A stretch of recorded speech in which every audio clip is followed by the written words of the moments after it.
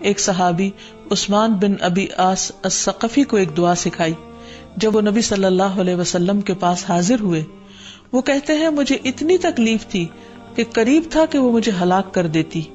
تو نبی صلی اللہ علیہ وسلم نے مجھے فرمایا، اس درد کی جگہ پر اپنا دایاں ہاتھ رکھو اور 7 مرتبہ کہو، بسم اللہ اعوذ بعزت اللہ وقدرتہ من شر ما اجد واحاذر. بسم اللہ اعوذ بعزت اللہ وقدرتہ من شر ما اجد واحاذر. بسم اللہ اعوذ بعزت اللہ وقدرتہ من شر ما اجد واحاذر. بسم اللہ اعوذ بعزت اللہ وقدرتہ من شر ما اجد واحاذر.